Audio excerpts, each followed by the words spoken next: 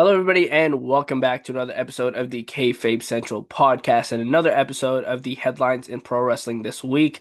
I just remembered I can't remember what episode of the headlines this is, and I completely forgot to check. So this is episode whatever, close to 30, I assume. The episode number will be in the title because I'll figure it out after I record. But welcome back to the headlines in pro wrestling this week. If you're returning, welcome back. If you're new here, welcome to the channel. This is where we break down all the wrestling news, TV recap a little bit, any news, gossip, or anything that's going on in the world of professional wrestling. We go over here on the headlines in pro wrestling this week. If you don't know who we are by now, I'm your host Josh. As always, joining me is Ruan Wrestling. Hey guys. So we got a few interesting things to break down here. Actually, a pretty stacked headlines this week. Like there's a lot to go through this week because a lot went down this week. A lot of which we covered already, like on the Raw post show or the SmackDown post show. So like things like Drew McIntyre winning the title, we covered on the SmackDown post show last night. So we're not going to go too in depth with that or like go into it at all. Maybe. And like, the Punk Breaker match. You were with me on the Raw post show this week, right? I wasn't because this is the one Raw that they didn't have before the Right. You were European not tour. on the post show. So, okay, we'll talk about Stranger Things Raw then. Sorry guys, I record so much, I keep forgetting. So, like, for some reason, I thought Rue was on the Raw post show this week. He was not. Um, but he was on the SmackDown post show last night, so we're kind of gonna skip over SmackDown. So if you're interested in our thoughts on a very interesting Friday night SmackDown, go over and check the SmackDown post show review. I noticed YouTube when I do lives, they don't put it in the video tab. Instead, it just stays in the live tab. So Yeah. if anybody is going to my channel and thinking I'm not being consistent or not posting anything, just go over to the live tab. It's just one tab over from the videos tab, and you'll find everything there, and you can rewatch it, all that good stuff. So make sure you guys go check all that stuff out if you haven't already. And nonetheless, like it still comes up in like recommendations sometimes. I'd assume, like Rue, I know you said, yeah, like you've seen my scheduled lives come up before. So Yep. it is what it is. We're gonna be going through some stuff here. I didn't really come into this with an idea of what to start with, but let's start off with something that happened last week, actually, and I don't think we fully talked about last week because, again, I can't remember if you were on the SmackDown post show last week as well. But we'll go over it, just fairly quickly. Zack Ryder is back in the WWE as Matt Cardona. So this is good for him. Like it's very funny as someone who claimed to be like the indie god and at times said he wasn't going to go back to WWE. It just took a big lump of change for him to go back, but I'm happy for him. It's where he's wanted to be. um like Kevin Owens made the joke on Cody Rhodes' podcast of how he loves the indie so much, but talks so much about how he wants to be back in the WWE. So it's like, which one do you really want? And we found that it was the WWE, and he even cut a promo last night on SmackDown saying that all the hard work was to get back here in the WWE. I mentioned last night on the post show, I don't think he's going to be like a major player or anything like that. He's probably going to have more of a role than, the Zack Ryder stuff did. But I could see him being in that, like, I can't even think of an example, but just a guy who's in the mid card and gets world title shots every now and then. But yeah, that's about it. Cool for Matt Cardona being back in the WWE. Yeah, I can't remember if we did mention it or not, but I think probably maybe a good example when it's one of his buddies is probably similar to the Miz. He's probably someone that you'll be able to bring in who can bump up their talent. Maybe he's literally going against Trick Williams next week, which I assume just early prediction that Trick should win. I would imagine so that he'll win that match. So you can go in there, but if you wanted him to get serious and put him in a sort of world title feud, not to win it, but and just to put him up there, I reckon he probably can. I mean, you always need people that they're all a group of friends together. It's the Cardona, Miz, Dolph Ziggler, McNair. They were all kind of Cody Rhodes for a bit until he became super hero Cody. So yeah, I'm happy for him. As you said, it is quite funny, and the irony is not lost on. I'm sure it's not lost on him either. But at the end of the day, I said if WWE wangled a contract in front of me, I'm not going to turn it down. So yeah, no, happy to see him back. Yeah, absolutely. It's I had somewhere where I was going with this. But yeah, it's like it's cool for him. Like he's back in the Mhm. WWE and like um I wouldn't entirely mind a feud with like him and Drew McIntyre for the WWE title, like a miniature feud or whatever. But like as big as advocates as we are for like the independent scene, uh like we know that it's very different on the independents than it is for TV wrestling. A lot of the things that he did on the indies, he can't really do on TV. And like that's a big problem that independent wrestlers run into, that I've even spoken to personally that did compete on TV. They that problems that they run into. So but he's been here before. He's been around to TNA. I think he was in AEW at one point for a little bit. And then like obviously Zack Ryder in WWE, so he knows how this works. It's gonna be a little bit interesting to see um how he carries this Matt Cardona persona in the WWE, which I'm happy he's Matt Cardona in the WWE. Yeah, Um, I'm sure he is as well. yeah, Oh, sorry. absolutely. I was going to say, I'm sure he is. Um, In unfortunate news, a little bit sadder news, we found out yesterday during SmackDown, um, Elton Prince underwent neck fusion surgery. It took them a while to figure out what was actually wrong, and they finally figured it out. He made a very long post on Instagram about it, and was just explaining how the surgery was successful and he's wishing, Kelly Kincaid the best, his wife. They are married, right? I Ellen believe and so. Kelly Kincaid. I believe they're married. I And obviously wishing believe the they're married. best to Kit Wilson as well, who's, doing his thing over on SmackDown as well. So, um, a surgery like this is very, very difficult to come back from. Like you can ask people like Edge, you can ask people like Christian, like it's not likely it's not likely that he will be back. It's very likely that he could be done completely, which is unfortunate. um but we've seen people come back from these surgeries before, right? We're hoping that Kevin Owens is the same deal, that we see him come back eventually. It's just very, very unfortunate because neck issues are just nothing to play with. And like we've seen in wrestling how dangerous they can be. And man, like my heart shatters for like any wrestler that goes through a very serious neck injury. Like even as a former wrestler myself, I'm still dealing with neck issues, but it's just like stiffness and soreness. It's not like what Elton is going through, or what Edge and Christian went through. So I can't imagine what he's going through physically and mentally. So all the best wishes out to Elton Prince. Yeah, it kind of took, I think, me, because I didn't actually see it until I think it was you or someone mentioned in my live yesterday Yeah, about it it. was me. It was you, because I Yeah. hadn't actually seen it. And obviously since then I've gone and read the post, and it's absolutely insane. And I mean, I remember the match. I was going to say very well. I can't remember that well. I can't actually remember what happened or who he was against, but I do remember that match where he was drenched in blood in the back of his head, and he had to go out the ring. And sort of hearing his post saying that at the time they also didn't know anything that was happening. So he ended up going and taking more moves. Yeah, it's a very, very horrible and hard one to come back for. And it kind of, as you said, it's when like wrestling gets a bit real, and you're like, oh, you forget how dangerous it is, and it's why, and it's just something simple can go wrong. That's why we get so protective over it when you get non-wrestling fans going on about it being fake. That's why we get so agitated by it.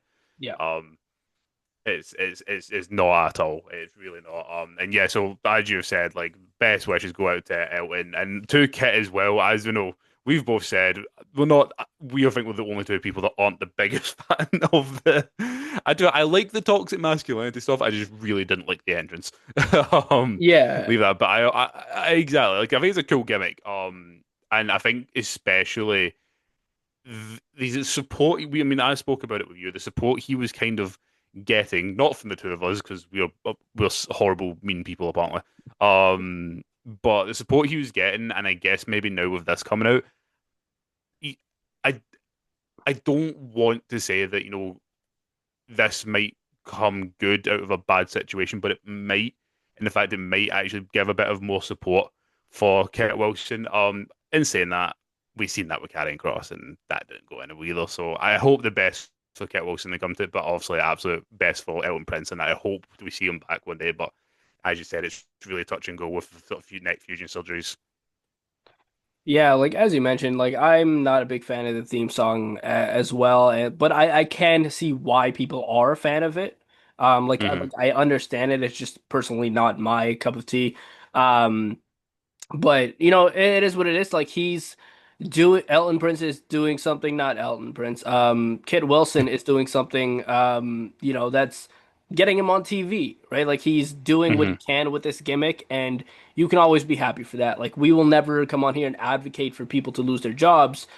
I mean, if we are being realistic though, I Hmm. still feel that Pretty Deadly may not make it through the year. And for anybody that says that, Elton Prince is injured, they wouldn't do that to him. I, they've done worse. Cough, They've done cough, much. cough, Reg Holland. Yeah, there you go.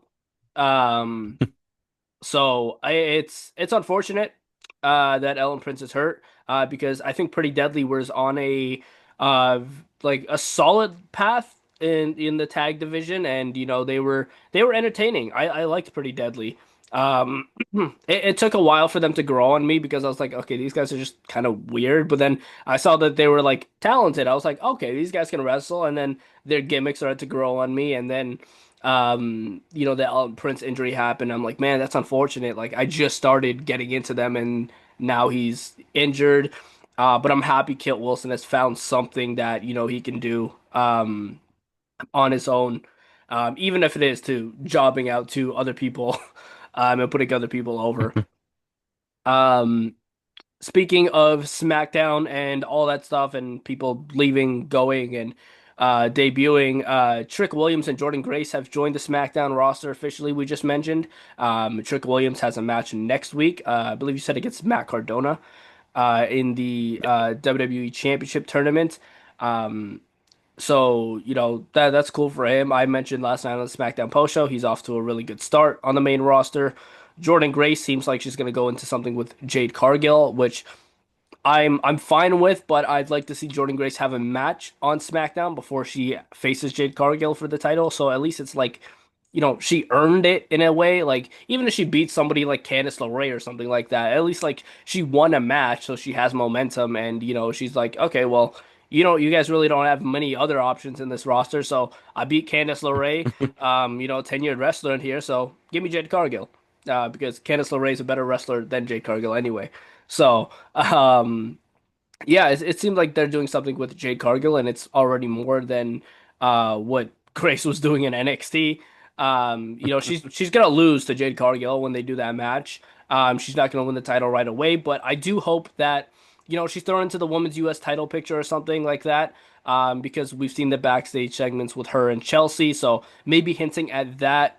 Um, which I kind of like that they're taking that route because sure they have the Jordan and Jade thing, but once Jade beats Jordynne Grace, well, we can assume we thought we were gonna have her retention last night on SmackDown, but I highly doubt they're gonna do another title change like that, especially with a new call up already. Um, like the only person I could see winning a world title fairly quickly after a call up is Oba Femi, and that's just because it's Oba and he's just that damn good. Um, but it sets up what she does after Jade, which is Chelsea in the women's US title picture. You can run Jordan and Julia for the US title. So I think Trick and Jordan have a very good start here on SmackDown. Yeah, absolutely. We've said it before with Trek. He's been put in a great position. I imagine he'll go. Oh, I'm trying to think with this tournament, the way it's set up. I Because of what we see on SmackDown, I imagine Trick goes through, and obviously we don't know what brackets they've got. Oh wait, no, it's the fatal. It goes fatal four way, doesn't it? It's not a bracketed tournament. Um, I imagine that last four will be Trick, Randy, Sammy, and Priest. I think. Which, Yeah, but I yeah, would I probably assume say so. Yeah. I would assume so. I would assume that. Which, to be fair to Trick, that's some hell of names to be in there with. Plus, if it is, you'll be getting to whip that trick in Montreal. Just said, you'll get to sing the theme song. You can do your live action Booker T. uh, You just gave me a TikTok idea. Actually, there you go. You can have that one for free. No. So yeah, I think Trick's got a big future ahead of him. I said he's came on. He looks like a star, as we keep saying to reference Booker, because he is. He literally looks like one, and he is one. Jordynne Grace, as you said, what I think it's looking very good. I said it in the fact that I'm really annoyed that it's this at this time of the year and with what's in the horizon, because I think any other time of the year I would say just put the title on Jordan, because it will be better than Jade anyway. But I really truly believe they want to do Jade and Bianca because it's there to do. If Bianca, as I said, is obviously fit and healthy to wrestle. So I'm with you. I don't see Jordan winning, which is unfortunate. But Jordan Julia feud with a bit of Chelsea green sprinkled on the outside, I'm okay with that for the US title.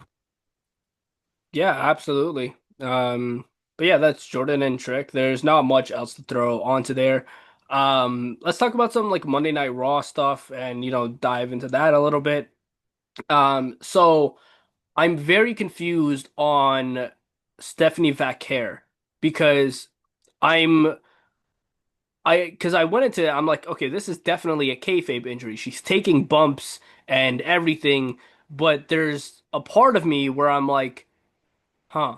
Like no official report has come out or anything like that. But at the end of the day, this is Vaquer. If she could easily tell medical that the injury's not as bad as it actually is, and she can take bumps, I guess we'll have to see if she loses that world title or if she ends up vacating it. As of right now, I think that this may just be a Sol Ruka situation where it's an injury, but it's not as bad.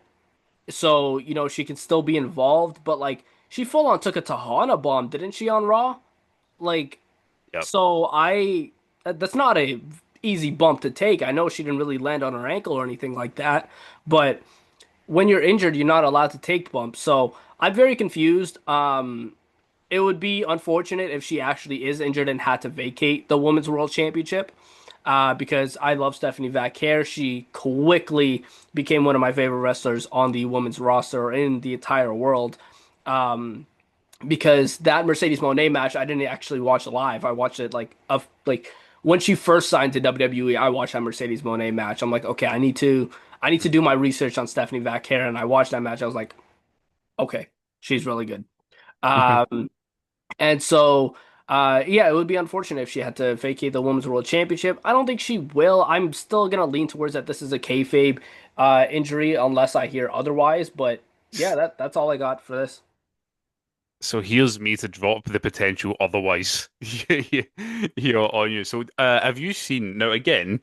I don't know how much you see after Seth Rollins. I don't trust a single thing that the WWE do Yeah. at the minute when it revolves around injury. But I seen this earlier. Apparently, it got put up. It says 19 hours ago. An image which looks like Instagram that Stephanie McKell has put up of her ankle, and it is all bruised up and purple.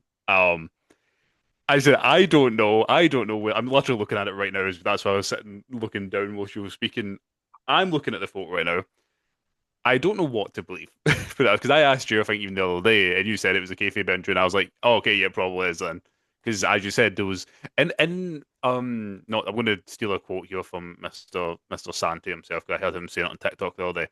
In a world where we literally know when like Liv Morgan sneezes because of the amount of Stan accounts out there, to not have anything or heard anything about this injury is very unusual. It's very not the 2020, I was going to say 2025, the 2026 now that we know within the WWE and just wrestling fandom. So, in that sense, I really don't know. And as you said, she was taking bumps. Unless this is one of these ones, as you said, where she can still go, but it's maybe safer for her to not wrestle. I guess kind of similar. I mean, obviously it was a lot worse for him, but maybe kind of like with Cody with his torn pec, where he was like, I'm going to do it anyway and risk it getting worse. Yeah. I think there is. Beforehand, I still actually I really don't know where I sit now on the fence, but I do think there's a higher possibility now that maybe Raquel Rodriguez after that attack does actually take that Women's World Championship off of Stephanie, either Rumble or maybe Saturday night's main event if they can't get it on the Rumble card. 'Cause Saturday night's main event actually means stuff now. We've seen it with Jade defeating Tiffany on the show. We've now obviously got this tournament. Obviously, Punk and Jey Uso was on the show, so they are kind of canon now, so maybe they are. I really don't know what to believe. I don't want to say anything because I looked so stupid after the Seth Rollins one. I still stand by. Completely off topic rant here. I still stand by that. I genuinely think Seth Rollins did injure himself because for them to play that match out for paying like ticket holders who came to that event was bullshit. If that is what a planned thing that they were like, oh yeah, we'll do this because you only get like three matches anyway. You've Yeah. paid God knows however much money. Oh, but we're going to do a Seth Rollins injury angle where you're only going to get about 3 minutes of a match between him and LA Knight.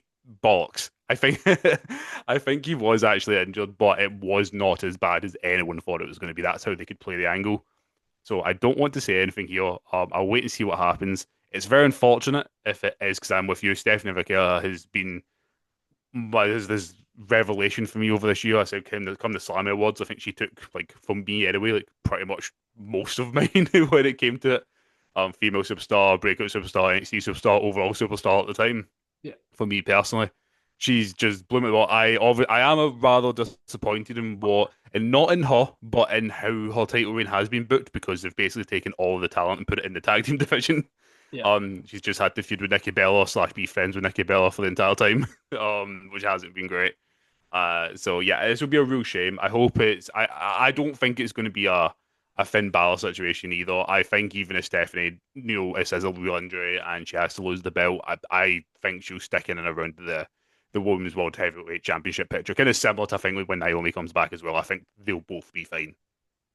Yeah, it's that's weird. 'Cause I haven't seen that picture yet, so that's very interesting that you brought that up because Hmm. if that is, legitimate and they're not playing into something, then that does sound like a very serious ankle sprain. Based off like, someone who I sprained their ankle sh- multiple times. I'll Um, send you a photo on WhatsApp as we speak so you can see it. okay. You can Um, tell you can tell what you think. There you but go. yeah, that's gonna be very unfortunate if she has to vacate the I don't want to send a laughing emoji.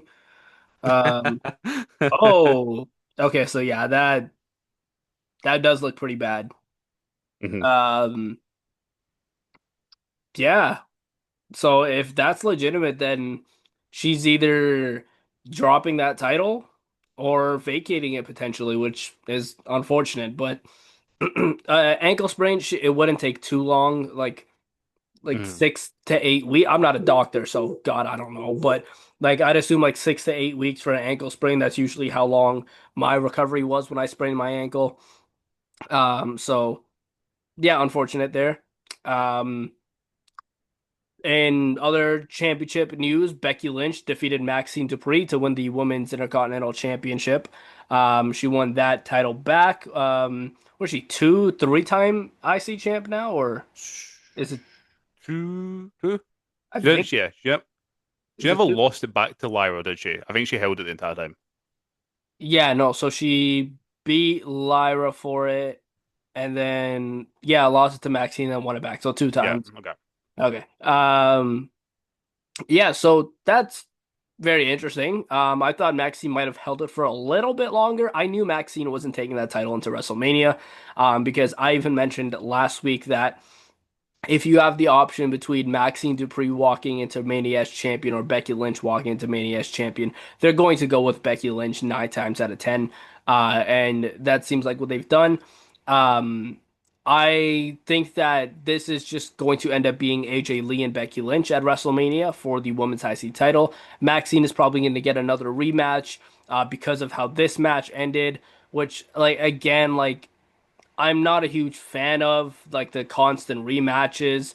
Um, like maybe you could have thrown Ivy Nile in there. Like if you want to do a triple threat between Becky, Ivy, and Maxine, not the most exciting thing, but it's different, right? So I think you can do that potentially because those three are like the only three that seem to be involved in the women's IC title picture right now. But I think that title is ultimately going to go to AJ at WrestleMania, and then more than likely Roxanne Perez. That's who I would have win this title after. So I would like to see Roxanne win this women's IC title, potentially from AJ. But I can see them wanting to do Becky AJ WrestleMania and then Roxanne AJ at some point after, whatever that may be, whether it be like Backlash or wait it out till SummerSlam. But I do think that should be the plan for Roxanne and AJ, and Roxanne wins that title in the long term. Yeah, so I was about to bring up some points there until you said the Roxanne AJ, and I was like, you've got it. Yeah, that's the way it's going. I like so I feel weird, not weird, but like I understand in my feelings to both ways of this because on the one hand, I would have liked to have seen Maxine go a wee bit longer with it, but at the same time, as you pointed out, it's Becky Lynch, and especially in this time of year run up to Mania time, why would you not want to do that match? I guess the point that also kind of flips back onto it is the fact that Becky Lynch in her own right is such a big name, and even AJ Lee to an extent that maybe it would have been cool to have a proper show,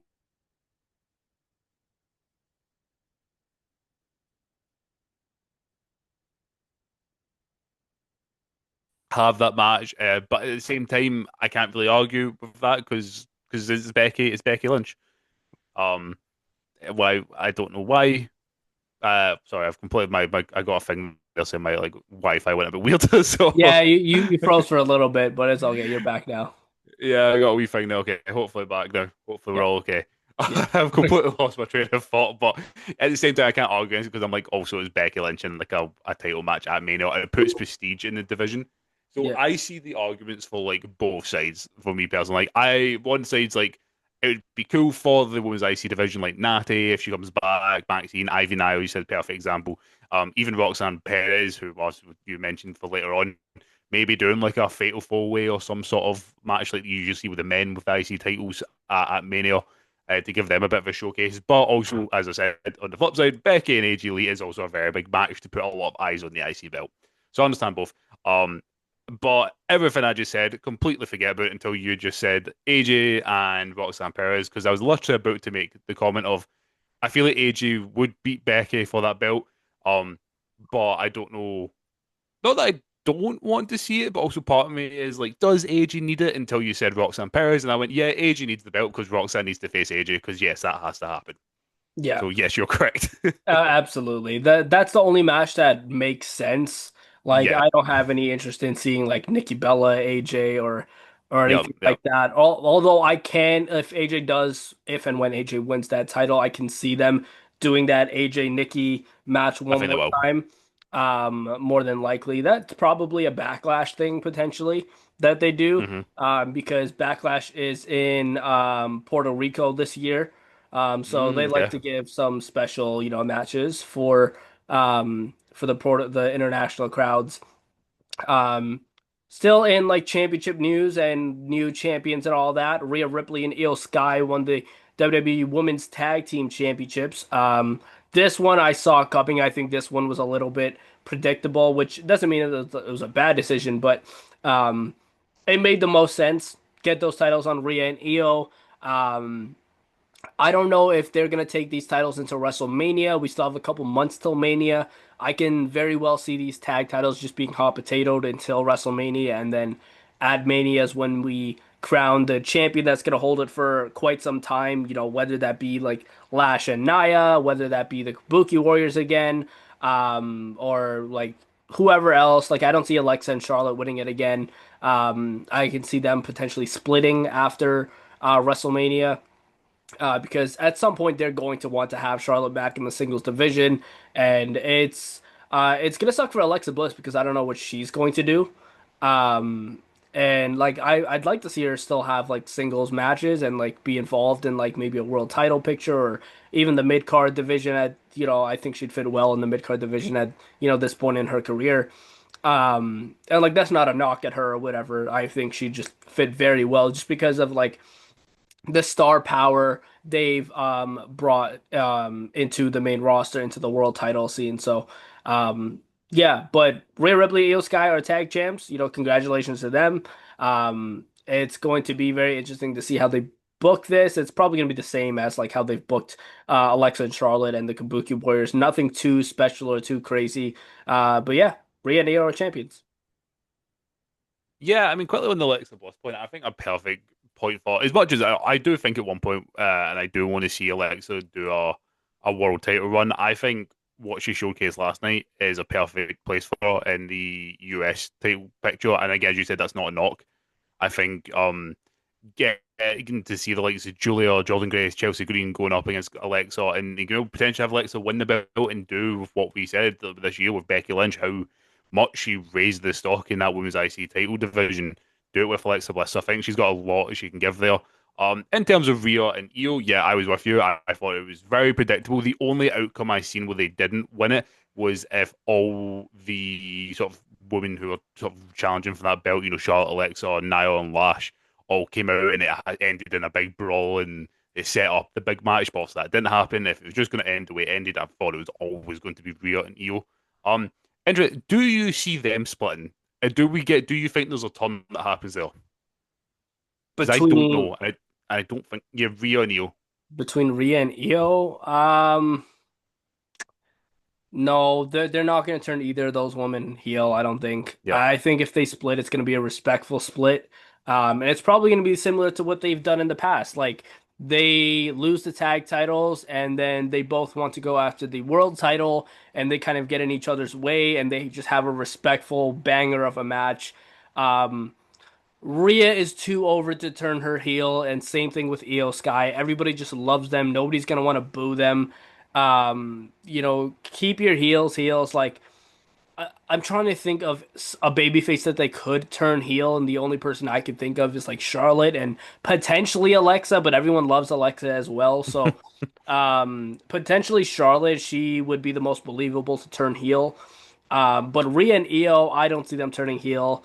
Afterwards, I just see a respectful split between the two. See, I agree, and this is what's leading me to think that they might be wanting to do this big match at WrestleMania because it seems crazy in a world to not have Rhea Ripley or Io Sky in a singles match at WrestleMania where their tag match doesn't equally include a lot of star power. Because not a knock on, I mean, I love Asuka and Kairi Sane. Sorry, but like they're not on that level. Nia Jackson, Lash Legend definitely on, and to put Yeah. Rhea and Io on a match, just with those teams, like, if they did the Charlotte and Alexa split and had that as a separate one, just doesn't feel right to me. Whereas having Charlotte and Alexa still as a team and doing the big multi match that we're all thinking is going to happen at Mania, I could see that happening. That's part of the reason why. That's why I was asking you there. Do we see a split? Because I don't think they're going to split either.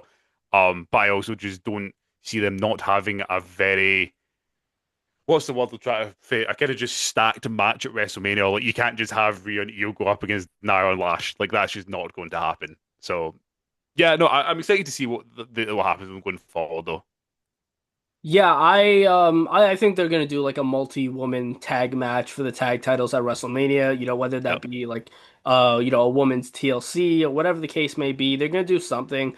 Like I don't mind Rhea and Io having being in that type of match and not having a Yeah. singles match at WrestleMania. It gives room for other people to get their, either first singles match at WrestleMania or their first one in a while.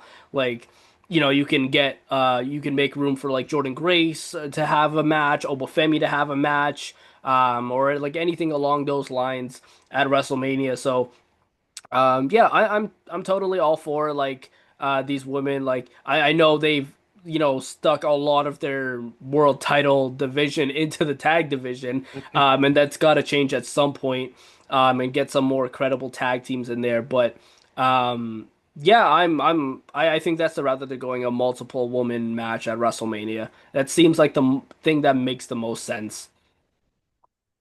Yeah, I totally agree with you though. Um, I don't really have a transition for this, but Tommaso Ciampa said he's going to be leaving the WWE when his contract is up. We've mentioned this before, but haven't really like talked about it in depth or anything like that. Like obviously, when we talked about SmackDown last night, we sort of brought this up, but never actually like di dove deep into it or anything like that. Um, I I was saying that I would be perplexed if he went over to AEW.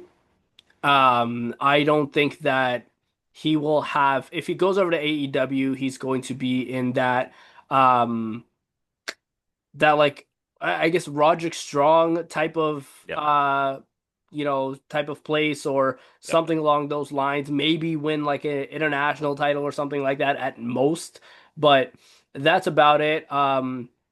I think if he wants to be a world champion, TNA is the place for him to go.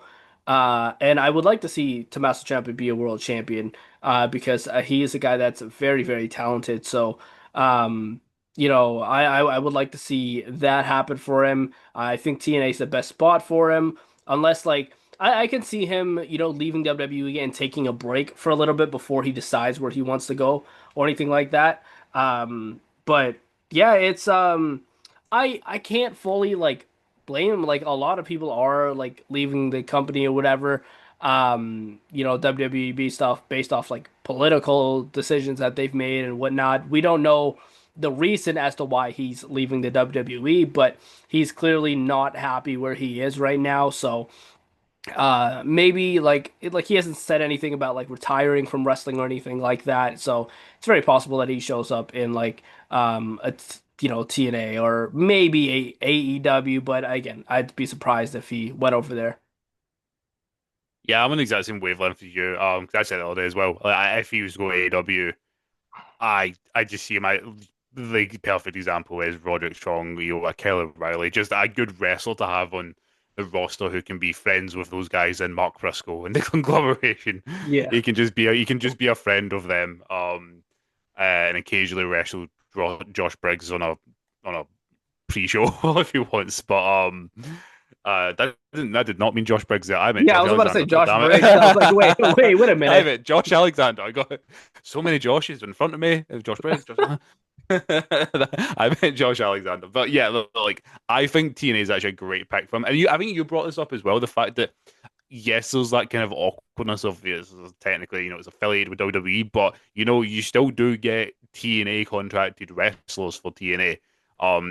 He doesn't necessarily have to have that mix with WWE, and I think as well with it, if it is just a case of wanting to wrestle more and be more of his own person and have that creative freedom, I can't imagine he would be against if they ever wanted to down the line, do something with Johnny or something like that. And I think like having that TNA like kind of partnership still there would work. As you said, that's if he wants to go actually back into wrestling. If he's just done, then fair enough. Because I know he's a wee bit older, isn't it, Tommaso? Maybe like I want to say maybe early to mid 40s. Um, Yeah, probably about there. So something yeah, like that. yeah, exactly. So I totally agree. I think AEW. Like, see if he just wants to go over and try out somewhere different with some different people and go and reminisce about was it PWG? If he wants to go back and do that, then yeah, sure, go to AEW. But Yeah. I totally agree. I think TNA is actually a very good get for him if that's where he wants to end up and he still wants to wrestle. Yeah, absolutely. Speaking of people leaving WWE, Brinley Reece is also leaving WWE due to health issues. Now, she wasn't featured a whole lot on WWE programming or anything like that. But and I don't know too much about Brinley Reece either. But she did say she's having like she's had past surgeries and whatnot. And she just doesn't want to do it anymore. It seems like she's done with wrestling as a whole. So it's always unfortunate, but like we were talking about Elton Prince earlier. It's part of the game. Like injuries happen, and sometimes people just don't want to continue to put their body through that. And like, there's nothing wrong with that, right? I was always told during training that you have to be a certain type of crazy to do this week in and week out. You know, the bumps that you take in wrestling, your body is not meant to endure that kind of punishment. It's just something you condition your body to take. So, you know, her not wanting to do that, I can't give her any fault for that. You know, if she doesn't want to go through any more injuries or surgery or anything like that, that's completely up to her. So I wish her the best in whatever she plans to do in the future. Yeah, she wasn't featured a whole lot on WWE programming anyway, but wishing her the best. Yeah, same here, same here. Literally, I could just echo what you said. Anyone that's willing to get in that ring, I think deserves the absolute respect because it's something many of us, myself included, just couldn't do. But was something that maybe one day I'd be willing to give it a try. But as you said, to do it full time, day in, day out, yeah, that's a hell. I mean, that's what we said earlier. Why we get so protective. Never mind you yourself being having wrestled yourself. Like, that's why we're so protective over the business. And people think we're just acting like children, but it is not. No, we use the example of oh, wrestling. Why are you watching this? It's scripted. It's like, oh, well, you watch a TV show. The difference being that CGI building that person's falling off in that TV show. Yeah, that cell over there is real. That they're falling off the top of. So yeah, yeah, exactly. I hope the absolute best for whatever she wants to go and do. Yeah, absolutely. Like I couldn't possibly fake getting body slammed through a chair at one point. But so that happened. I couldn't fake getting my ankle smashed with a chair. That happened. So you know, stuff happens in wrestling. Um we you know, on the topic of like leaving releases, joining companies, all that good stuff. AEW has really, I shouldn't have said good stuff and went to releases. But AEW has released Mercedes Martinez, Matt Taven, and Alex Abrahantes.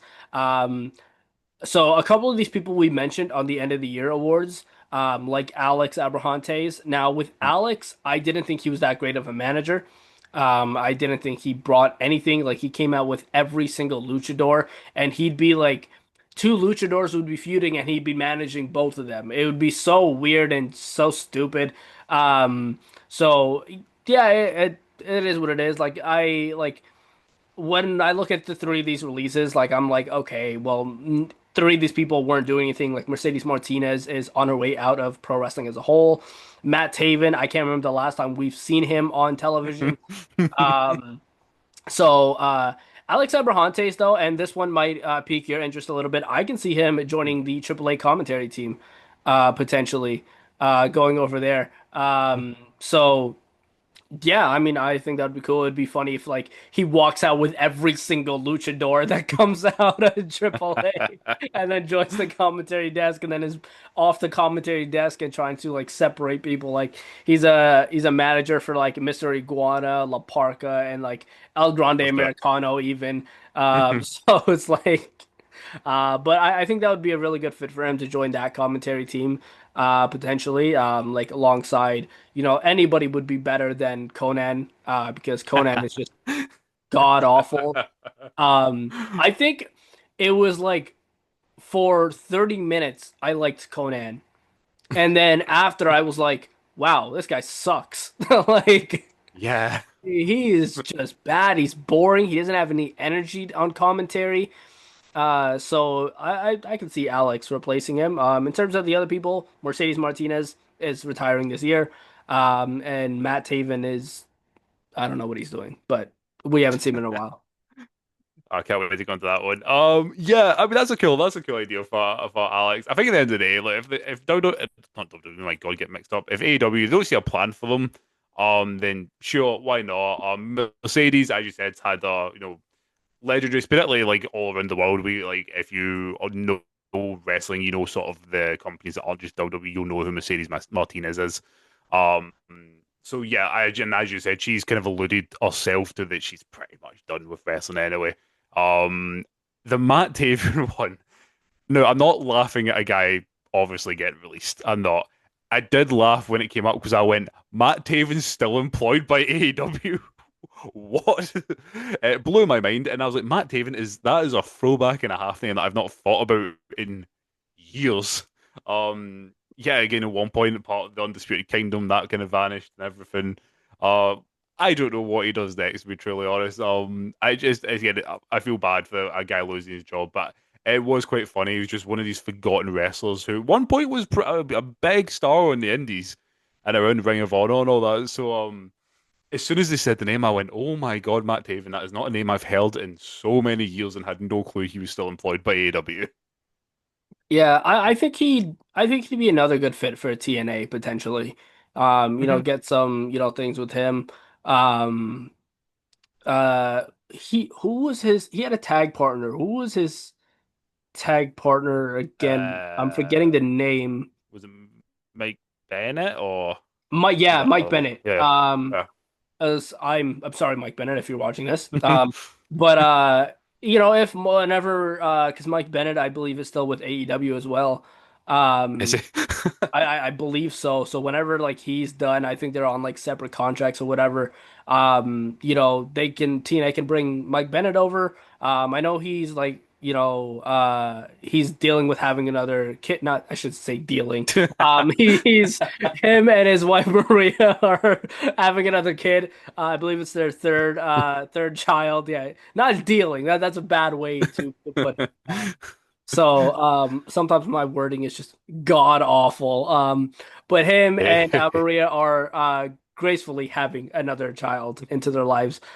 So maybe whenever he's done with that, then he can join Matt Taven in TNA potentially. So that would be cool. Um, Mhm. Yeah, Something I found cool that not a lot of people did was the Stranger Things themed of Monday Night Raw. I I'm with you. Yeah, I liked it. It was It really was cool. cool. Like it was really like people. I will say I do understand the criticism. I wanted an upside down match.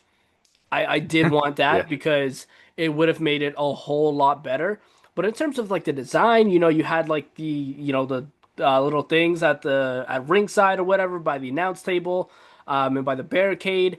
Um, and then like you had the chapter 1 chapter 2 things graphics for Hmm. certain matches. I found that really cool. Like they weren't completely lazy with this, guys. Don't act like they did the bare minimum. Like maybe in some shape or form, but like they could have done a lot worse with this. They could have just been like Stranger Things Monday Night Raw on the logo, and that was it. They went out their way to do, and they surprisingly didn't do any like stupid backstage segments or anything regarding Stranger Things.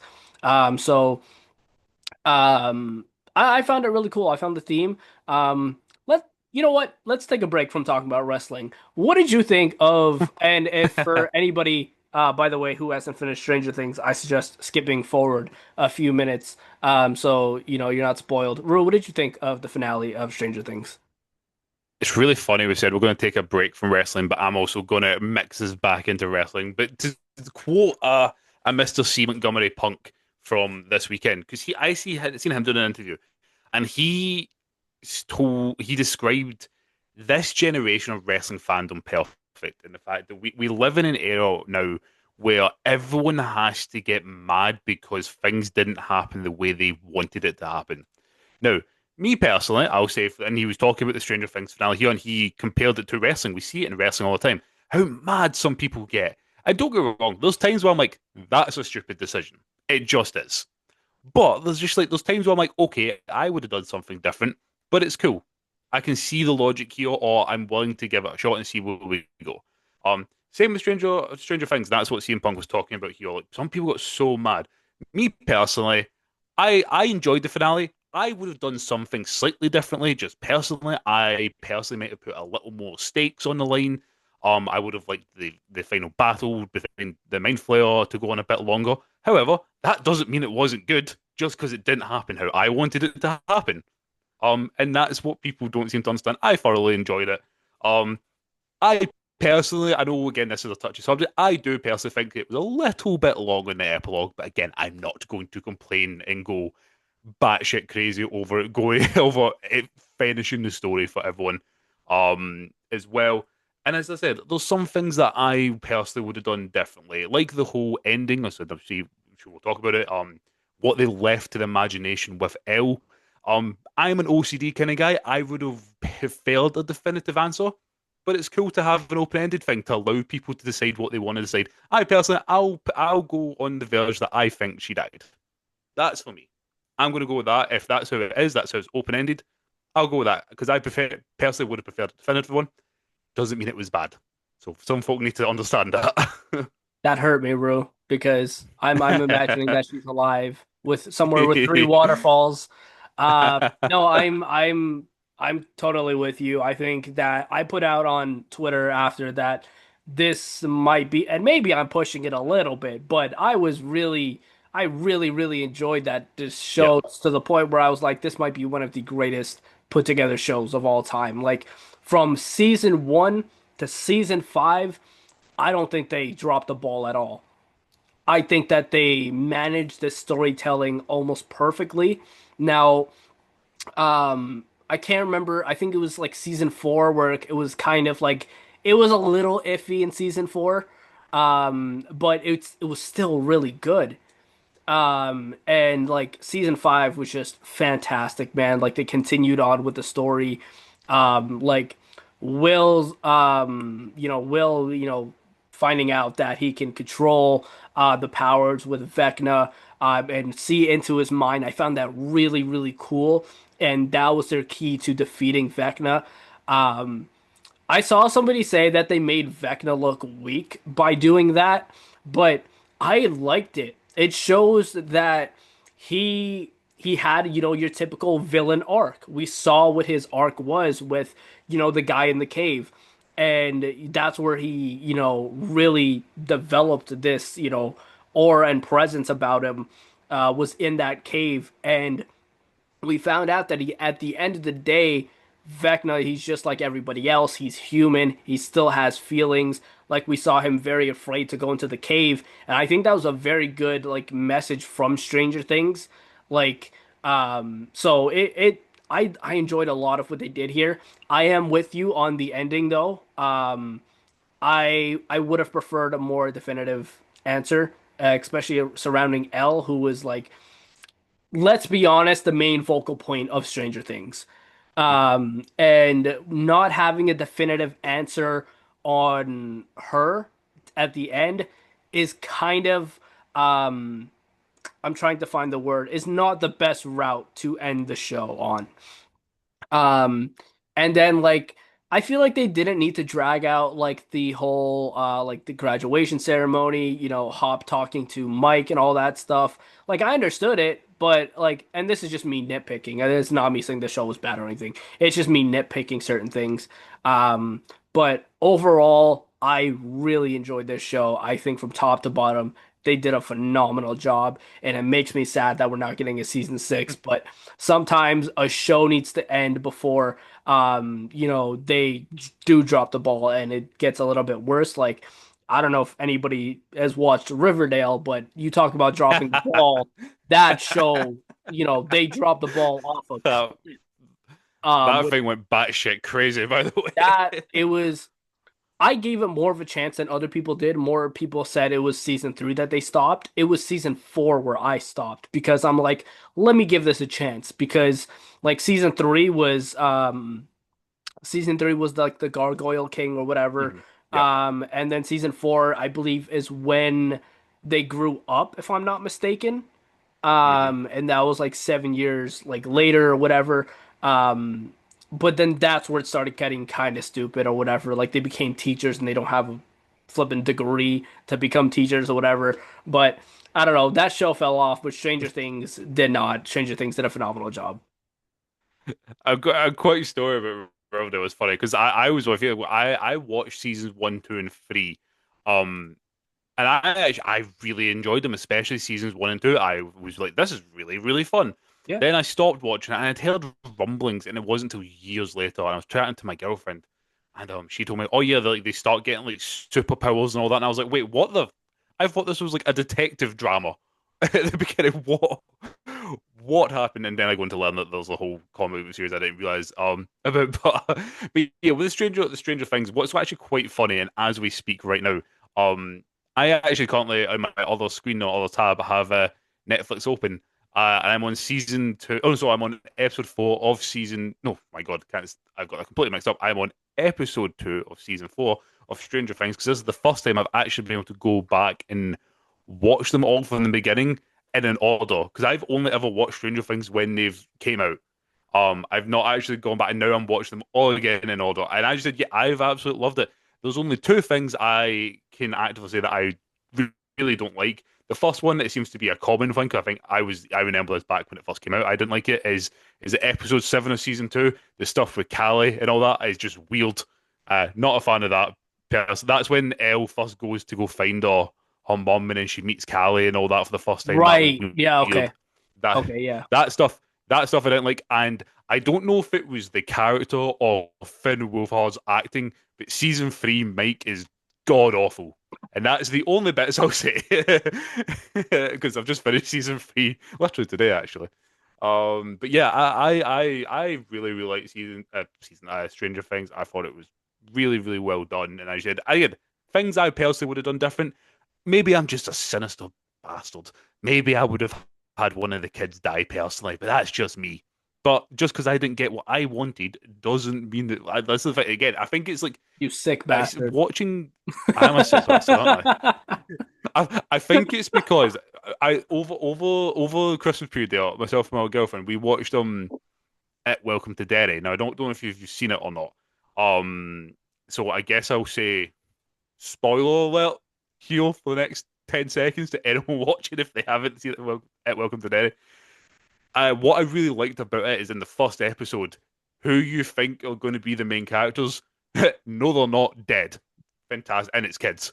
So I don't know if it's just part of me with that, which I thought was a really fun way to do it. But look, at the end of the day, I always say to my girlfriend and that, like, I feel like us as wrestling fans, when you come to any other form of media, we can look at stuff with a different light and a different eye to it. And it's like this with, it's the same with like horror or whatever as well. It's such a subjective genre. I absolutely adore horror, and I adore some horror films that people really don't like.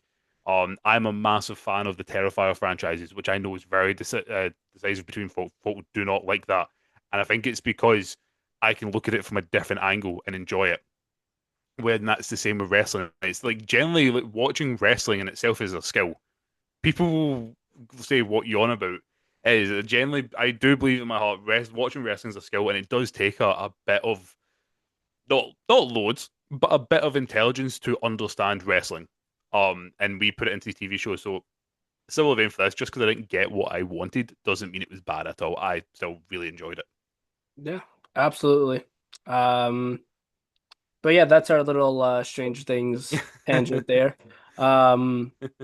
Javon Evans is on Monday Night Raw. And he You got wouldn't have signed. known. Yeah, exactly. Especially if you were in the United States, you wouldn't have known because he got signed during the commercial break. Now, the only reason I could come to think of is that something went overtime, and this was planned to do during actual TV time, but because something went over potentially, they just did it during the commercial. But it is what it is, I guess. I just wish he, had this on TV or something like that. But yeah, Javon Evans is on the Monday Night Raw roster. You mentioned last night that you're just a tad bit worried about Javon on Monday Night Raw. I can see that a little bit. Why people would be a little bit concerned. Like you said, people like Oba, people like Trick, I think are gonna be fine. It's just where they're gonna put Javon. I think you chuck him right in with Dom and those guys in the IC title picture. Start him off there. Let him have some banger matches. I wouldn't mind a match. I know he's doing something with the Vision, but I wouldn't mind a Javon Evans Penta match or something like along those lines. Oh, Yeah, dirty. yeah. So, yeah, I wouldn't mind those at all. So, yeah, it's gonna be exciting to see what Javon does on Raw. Yeah, it was funny, as I said, not just for the United States. So because also I was back to work on Monday, I didn't watch Raw until the Tuesday once I was finished. So again, like as you said, I had no clue because obviously when you watch Raw afterwards, you don't have the commercial breaks in the middle. So Yeah. again, I had no clue. It wasn't until later on at night, and I went on TikTok and I seen everywhere that Javon Evans had signed, and I was like, ah, has he? I generally was like, did I miss something? Was I not paying attention? Yeah, so I don't know. Yeah, good for Javon. I just like it's only a little bit in the back of my mind. You just simply from the fact of, I just said, there's could be a multiple reasons and a lot of factors that played into why this happened the way it happened. It's just when you look at how. Obafemi's exit from NXT went, not Javon, sorry, how Trick's debut on SmackDown has gone so far, and then you get Javon signing on a commercial break. It's like, okay, not just from what's been presented in front of me, it's not the greatest of looks. But I said there could be a multiple reasons. But I'm with you, just stick him right in the IC area, give him some banging matches. I'd never even thought about the Javon Pinto match. Yes, please give me that. I'm all for that. So yeah, I think more than like I think Javon will be fine because like the guy he's too good to not be fine. But it is also the WWE we're talking about here, so we never know. Yeah, absolutely. Um, Speaking of people joining rosters and whatnot, Elio Lefleur is joining NXT, so he is from AAA. I don't know much of anything about this guy. I know you pay attention to AAA, so I don't know if you know much about this guy. But he seems like, he can do some pretty cool things. Um, I hate to do this, another white guy in a luchador mask, but he looks like he's really talented. So maybe he can bring some exciting things to NXT. So what's actually really interesting is he's actually not like he's done matches in AAA and he recently, oh my God, I just knocked my mic. I caught it. It's all fine. Yeah, good reflexes there. I know. He recently did a match. That's kind of where he debuted. For I guess under the WWE umbrella in AAA. He's actually a European talent from over here. I've seen clips of him and videos of him from North Wrestling. He's French. Oh, right, he is Um, French. Yeah, yeah. So he's a from what I've seen, I don't know too much about him, but I know a lot of people are watching YouTube as well. Who go down and seem all around the Rev Pro. I said North Wrestling. I've mostly seen his stuff in North. I've seen clips, some stuff with him and actually Leon Slater as well. Um, he looks fantastic. Again, I don't know what he's like on the mic or character wise or how it's going to be portrayed, but at least on the in ring stuff, he's absolutely fantastic. So, as you said, yes, another white guy in a luchador mask, but hey ho, it might work out. So, I don't want to shoot the guy down before he's even started. So, I'm excited to see what he can do, but it is obviously kind of a bit of an uphill battle, I think, when you do get a kind of lump with that gimmick. But, let's see if he can run with it. yeah, absolutely. Um, the Vanity Project seem to be called up to NXT now. And obviously, I've been really high on these guys recently. I think they're fantastic. I love their gimmick and everything they're doing. Um, Yeah, this is cool. I've been saying that they're too good for Evolve and they should be on NXT. Obviously, they're still going to be involved in Evolve. Geez, because Jackson Drake is still the Evolve Men's Champion. So he, I don't believe he beat Super Sean Legacy. Or sorry, I don't think Super Sean Legacy beat him for that Evolve Championship. So. That's unfortunate for Sean Legacy, because that's like what his like fourth title opportunity or something like that. So I don't know why they don't want to put the title on Super Sean Legacy. Um, but yeah, the Vanity Project seem to be mainly on NXT right now, which is good. I'd like to see them in a few more feuds, have them more like involved with Ethan Page because clearly they have some sort of alliance. I know they were doing something for a couple weeks and kind of just didn't pay too much attention to it. You can have, them help Ethan Page in some matches or whatnot. So yeah, I like this call of the Vanity Project on NXT. I'm all for it. I said you're obviously the advocate here for AAA. No, I'm the AAA one. You're the Evolve one. Yeah. And you've been singing the praises of Vanity Project, and everything I've seen of them on Triple. Oh my God, not I'm just obsessed with Triple A. Everything I've seen of them on NXT so far, I have really, really liked. They're just the biggest bunch of assholes, and it is great. That's basically the way you described it to me. They're just dicks, and it's so so good. Yeah, I'm all for that, and especially what you said about the Ethan Page thing, because Ethan Page is. I know you don't want to completely starve NXT of your talent, but he's one that I'm still like, why is he in NXT? Like, I know he's the champion and all that, so we need to deal with that. But if it's to, have him be with Vanity Project and help give something on his way out to these young guys, I think that's actually a very, very good spot for him because why would you not want to be with Ethan Page? And particularly when you're portraying that same smug arsehole character. I think they could absolutely learn a lot from him there before he moves on. So, just yeah, I think they're very, very fun indeed. Especially that bit they did with Blake Monroe. Obviously, I don't think we're going to get it now, but I was a Yeah, big fan of it at the time. yeah, absolutely. Speaking of Blake Monroe, JC Jane, Lola Vice, all rumored to be joining the main roster very soon. Um, Lola Vice is obviously dating Damian Priest, so I can see her going up to SmackDown. JC Jane is still the NXT Women's Champion, so that's gonna be a little while, until she drops the title. I can't really see who she's dropping that title to right now. But she's still champion, so she's gonna stick around in NXT for a while. Blake Monroe, I I'm not gonna get started on New Year's Evil again. I intentionally didn't put New Year's Evil in this headlines. What podcast was it that I went off on? Oh, it was The the ones to watch. Yeah, If you want to hear my, little thing about NXT New Year's Evil, just go over there because I'm not gonna raise my blood pressure today. Because Rue has been warning everybody all week to not ask me about New Year's Evil. Because God, that show was I'm not going to start. But Blake Monroe is no longer the Women's North American Champion, so it's very likely that she is going to go up to the main roster, especially in the fashion that, they didn't do the match with Thea Hale. Um, I don't know exactly where she'd go. I want to assume because they're throwing a lot of people on SmackDown that she might go over to Monday Night Raw.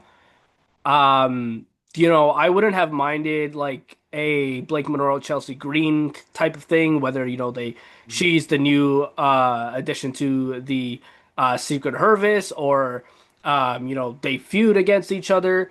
Monday Night Raw, I feel like there's less options for her, so SmackDown might be the better option for Blake Monroe. But I know they're throwing a lot of people on SmackDown, but at the same time, SmackDown is 3 hours. You need all the help that you can get anyway. And it's very likely that Oba, it's very funny because I feel like all of these people should be going to SmackDown because of how much help that they do yeah. need. But somebody's gonna go over to Raw unless Javon was like the only one, and now Raw is on Javon Evans' shoulders. Um, but yeah, it's gonna be very interesting. NXT is gonna have like nobody because Triple H is like, yep, I want that, I want that, I want that. Screw you, Sean. I want all these people. Um, but you know what? The main roster does need a fresh start. So I mean, I guess it makes sense. But man, start building some of these NXT people up very quickly before you don't have anybody left. Like when Jada Parker's ready to come back, get her in line for a title. Um, and yeah, but it's gonna be pretty cool. I could see Lola Vice taking the longest to go up to the main roster, just because, like we've mentioned, I think they like what she's doing with AAA and NXT right now. Yeah, I will only very briefly mention New Year's Evil to not try and send Josh into a coma here. But yeah, I think what you said, I think that's the reason why New Year's Evil was so batshit crazy. I said it the other day because I think Triple H is just on a phone call and went, "Oh, by the way, Sean, I'm taking all of your talent," and he's gone, "Oh, okay, sure, sure, Hunter, whatever you want." That's why it was so crazy. If all the talent does go to SmackDown, does that make Adam Pearce like the in kayfabe like the worst general manager like ever when it comes to contract negotiations? if they just all go to SmackDown. um, I'm trying to think. There's so many to go through. Start off, I guess, with Blake. Yeah, it's weird because I think character-wise, there's more people on SmackDown for her to mingle with. I think would be like nice and kind of back and forth. But on Raw at the same time, if that were to go over there, just kind of try to think from like a match point of view, I would be interested in seeing her and Becky, her and Lyra. I think would be really interesting as a match. Um, and then obviously once we get some more of the bigger talent, once they finish up with their tag team stuff, I think it surely Blake has to be on the main roster. Because again, in kayfabe, if Blake Monroe continues to be on NXT, does she win the award for the biggest kayfabe idiot of all time? Like her decision, if she stays in NXT, surely she isn't. Because that decision was weird to say the least. But yeah, you said a lot there. JC Jane, I think someone I'm very interested to see going up to the main roster, and I think you've mentioned it a lot. I don't know where that leaves Fatal Influence because I really like Fatal Influence as a group. Actually, I think Fallon you would be fine, but Laney Reid's the issue there. I will say on Laney Reid, if they were going to do it, where they put them on the main roster as Fatal Influence, it's a very good way to have a sink or swim moment because at least she's with them as a group rather than just pulling it up. Kind of like what I know. Ironically, Maxxine Dupri ended up actually doing very well for herself, but kind of like what happened with her at the beginning. I still wouldn't personally because I do think NXT is still a better place for her to learn and develop. But either way, JC Jane I think is fine. When it comes to NXT Women's Championship, again who takes it. I think someone Stu's very high on and brought up, and you mentioned before maybe it is a Jada Parker. We've not seen her in ages. Maybe that's as you said they are quite high on Lola Vice. Maybe it's something she ends up going and taking herself the NXT Women's Championship. Um, I mean another one that we've all kind of gone over, who I thought by the sounds of things was potentially going to be a call up, but doesn't seem like it. Is Sol Rooker. You'd assume she's most likely going to be at some point this year the NXT Women's Champion if she's not in these call ups. Yeah. Because it's so Rooker. So yeah, as you said, it's good for the main roster. It's what is needed. As I said, I'm very excited and optimistic going forward with WWE in 2026. But yes, there is a lot of development needed in NXT at the minute because really, like when it comes to like the men's division, I mean, your actual top main guys, I would say, who are ready to go just like that are probably Ethan Page and Ricky Saints, Yeah. but they need to have someone there. You can have Tony D go after the NXT Championship. I'm not going to care. No one nears anyone else. Unfortunately, he's the guy who's just going to be in NXT for the rest of his life. Um, so yeah, there's a lot of rebuilding needed, but I guess that's the point of NXT. You don't stay there forever, so it will be interesting to see if we can raise Josh's blood pressure anymore in 2026 with NXT. Oh man, what a terrible, terrible start for NXT in the new year. Um, It was also a terrible start, and we're going back to Monday Night Raw. It was a terrible start to the year for Braun Breaker because he did not beat CM Punk for the World Heavyweight Championship. Now, we were talking about people looking like dum-dums in NXT. I gotta say, Braun Breaker looks like a bit of a dum-dum after losing to CM Punk on Raw, because you attempted to have three people, Bronson Reed, Logan Paul, and Austin Theory help you win. And that didn't work because they got jumped by a bunch of luchadors. And then CM Punk just beat Braun Breaker 1, 2, 3 clean. So Braun Breaker tried to cheat and it didn't work. So um, that's a bit weird. I feel like Braun Breaker should have won the world title in this scenario. Like that's why I was very hesitant going into last night's title match with Drew and Cody because I'm like, Braun didn't win on Monday. I'm not really expecting Cody to drop the title, which obviously I was wrong. But yeah, I feel like Braun Breaker would have been the right decision here to beat CM Punk, but they clearly have something else planned, whether that be Seth Rollins and if he's good to go for WrestleMania, and with CM Punk, maybe it's Gunther. maybe it's Brock Lesnar for WrestleMania for the World Heavyweight Championship. I could see that potentially being the case, because I don't think that they're gonna do the Gunther Brock until SummerSlam with Brock Lesnar actually, and I know I'm like kind of going off topic a little bit here, but with Brock Lesnar, um, I think there's only really three options for him at WrestleMania. Um, Either CM Punk, Obafemi, actually four options: CM Punk, Obafemi, um, Gunther, if he's not doing anything with the world title, or personally, what I would book is Brock Lesnar and Logan Paul. Um, and I mean, you could do Brock and Breaker, but I think Brock Lesnar and Logan Paul would be interesting because they're both pieces of shit. And they, I think that would just work very well with those two, Brock and Logan. So that's personally what I would book for Brock at WrestleMania this year. Um, it's a possibility that he faces Braun Breaker as well. So there's a few options actually for Brock Lesnar at WrestleMania, depending on where they want to go with things.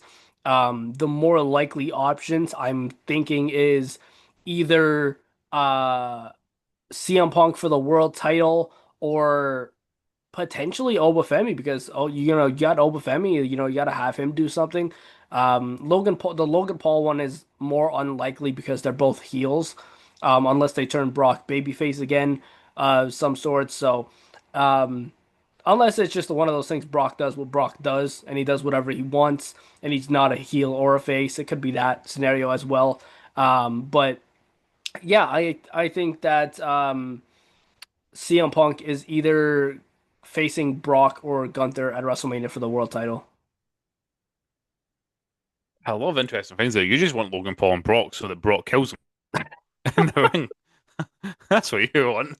But see, to be fair, actually, like Joker said, I actually agree. I think that would be a very good match. Brock has a history of working with. When I say smaller guys, I know these guys I'm about to mention aren't small. They're still, jacked as shit.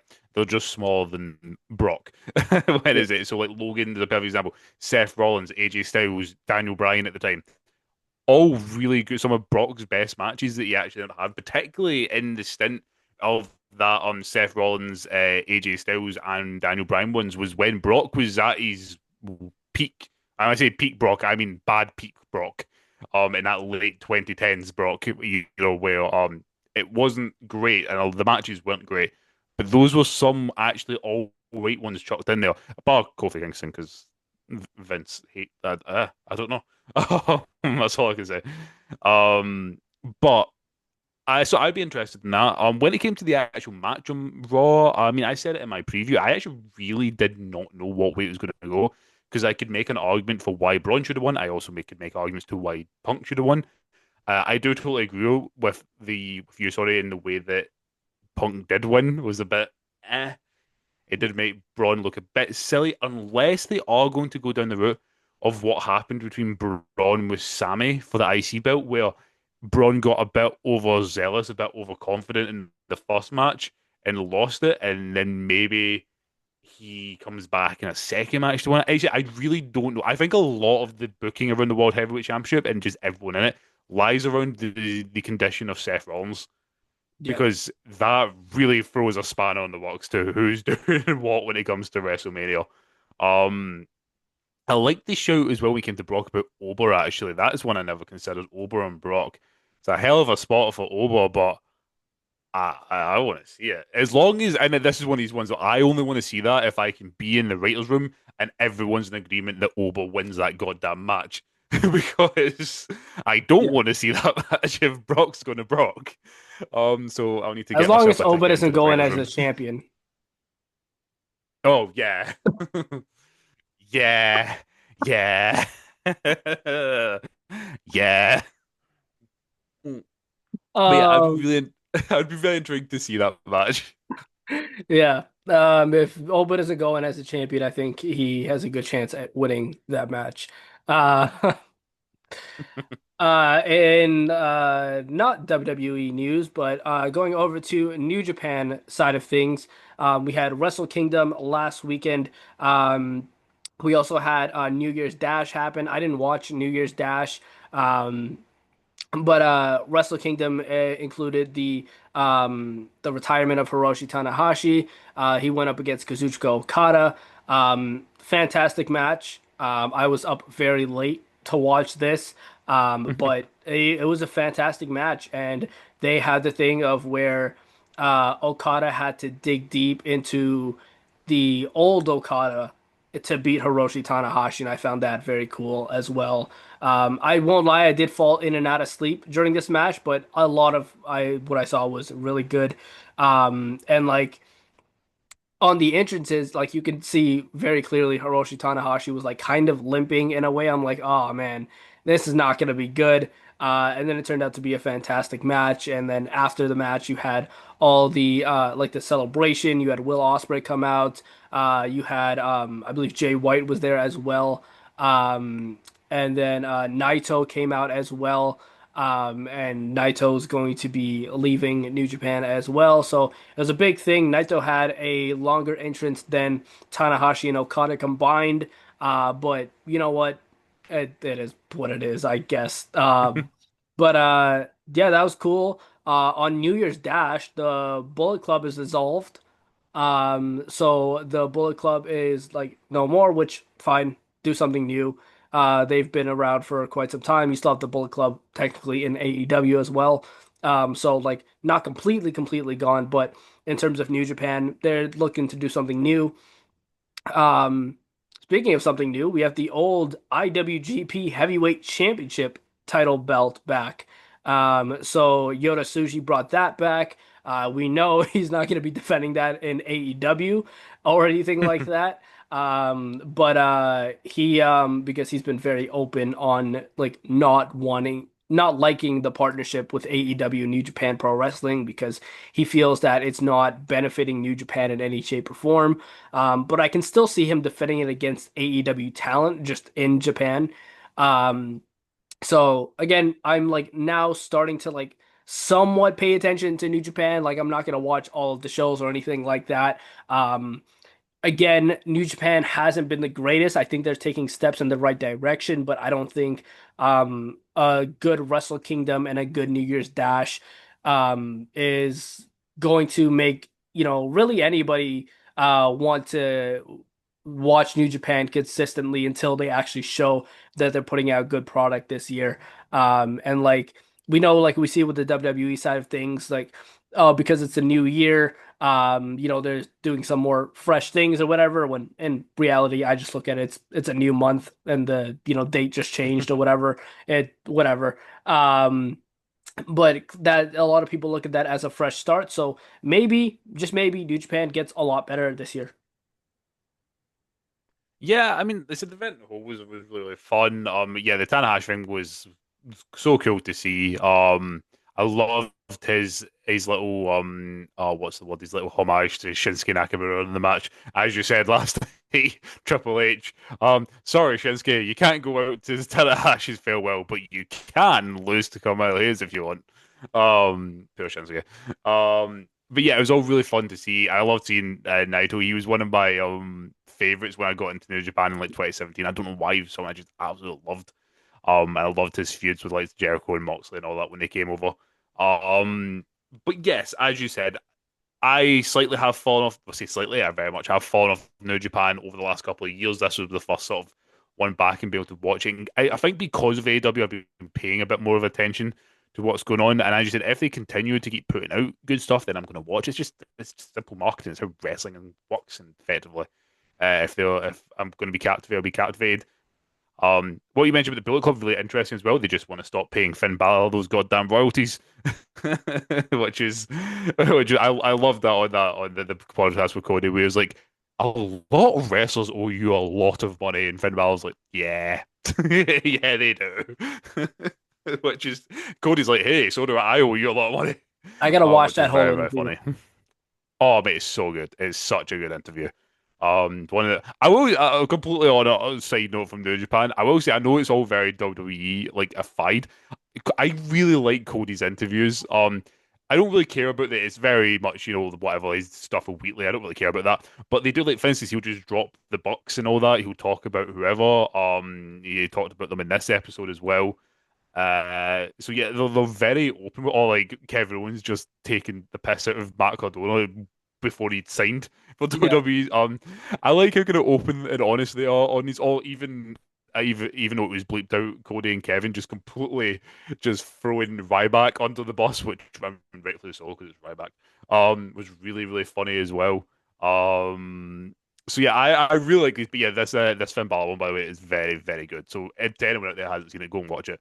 But anyway, I think what's interesting is the fact that we might see David Finlay over on NXT. I'm not going to sit here and pretend like, oh my God, that David Finlay is so incredible. I can't wait to see. But we might see it. I try to find where to go from here. But either way, yes, it was really cool to see Tanahashi retirement. Takeshita and Fuji was very, very good. Yeah, it's if it, hopefully they get off to a good year. It also looks like we might be getting Will Ospreay back in New Japan from what I've seen at New Year's Dash. Him talking about that when he's fit and healthy.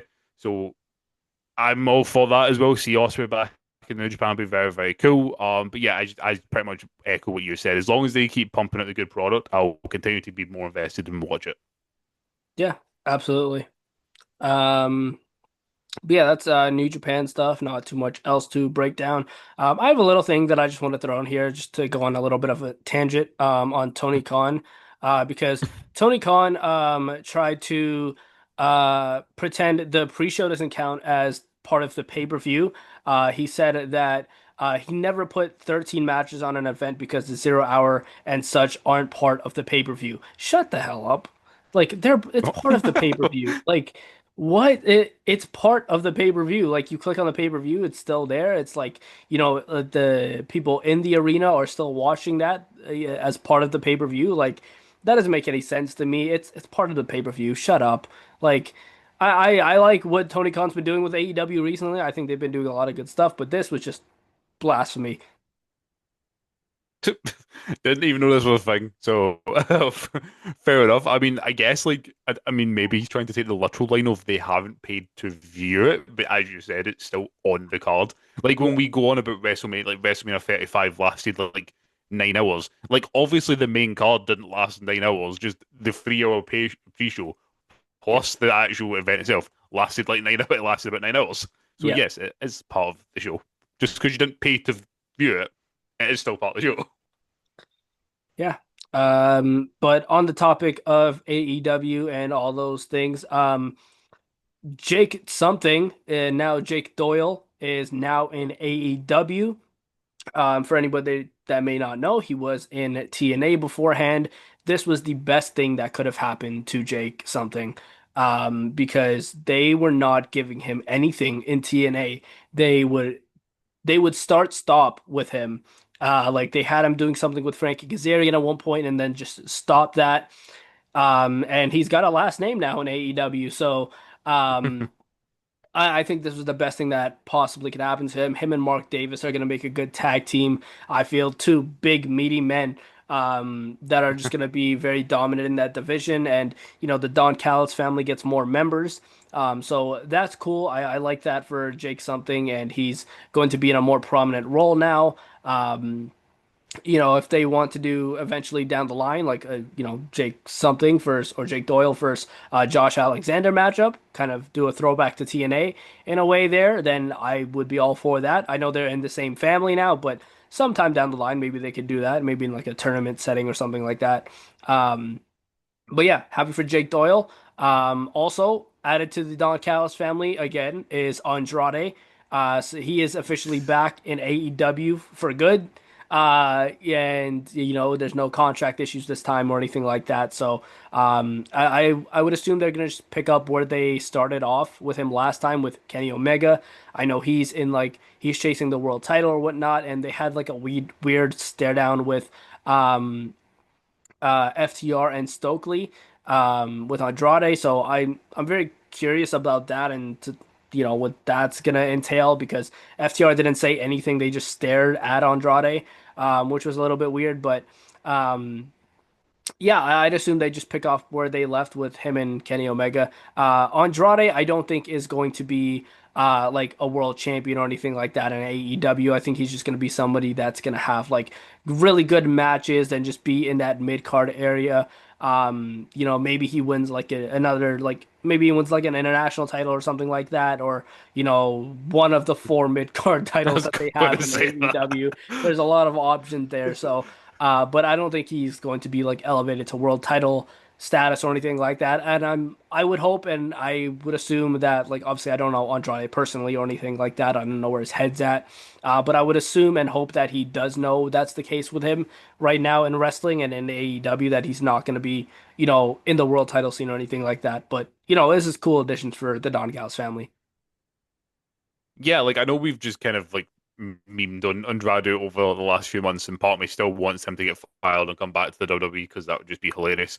But like at the end of the day, the guy is incredibly, incredibly talented. I agree with you guys. I don't think at this point, particularly, I don't see him in that world title. I maybe if like I don't know. I said we were predicting obviously Osprey to win it at some point, maybe in that similar fashion to what we've said about Cardona on WWE.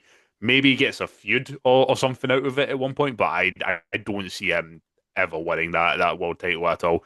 And as you said, he could take one of the four mid cards, but what part of the mid card he falls, I don't know. And neither does AEW. So, though I will say, him versus Ricochet for the national title, I think would be a very, very good match.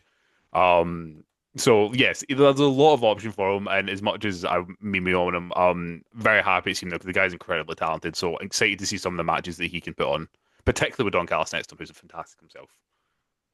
Yeah, speaking of the Don Callis family, somebody we brought up a little bit earlier on, if they really, really wanted to, I think Tommaso Ciampa could fit in with the Don Callis family. If they really wanted to bring him over to AEW, I know it's adding another member to the Don Callis family, but I think that's just the point of this. Like Don Callis just loves surrounding himself with big, meaty, oily men, apparently. So, um, Yeah, especially if they're bold, just put him with Josh Alexander, it'll be fine. Yeah, exactly. But yeah, I mean, if Tommaso were to go over to AEW, I can see that being a spot and probably be in like a, Rocky Romero kind of spot in the Don Callis family or something along those lines. Or maybe like a Josh Alexander type of spot potentially. Um, but yeah, that's all the headlines that we have for this week. Was there anything that you had that you wanted to talk about? Oh no, I don't think so. I can't think of any other news that potentially came out or not. Nope, can't think of it. Fair enough. Well, it was a very stacked episode of the headlines this week. So if anybody watched throughout the entire thing, we appreciate you so much. And if you want to continue to listen to us, then make sure you guys are subscribed to the channel. If you're not already, hit the notification bell so you're up to date with all the videos, podcasts, and interviews. I have an interview I'm recording tonight and then tomorrow as well. Announcements will be up very soon as to when those interviews are dropping. So make sure, again, you guys have your notifications on so you are notified. And you're following me on all social media so you're aware of when the announcements drop, all that good stuff. Rue, how about you tell them where they can find you? Yeah, so you can find me on wrestling on TikTok and on YouTube. You find me on TikTok, usually doing lives or SmackDown and any PLEs. We had a fun SmackDown watch along last night on TikTok, which was all fun and games over there. So you can find me there, find me on YouTube as well. Sweet. So yeah, I will be back potentially tomorrow with the Kayfabe recap. My schedule tomorrow is also very similar to today with, podcast interviews. So we're gonna see how that goes. I have a potential special guest on the Kayfabe recap tomorrow, so make sure you guys stay tuned for that if that does happen. Again, notifications on, all that good stuff. And make sure you guys leave your thoughts down in the comments below, whether you're listening on YouTube or Spotify. We always love hearing what you guys have to say, whether you agree or disagree with anything we said. And we will see you guys on the next one. And until then, take it easy.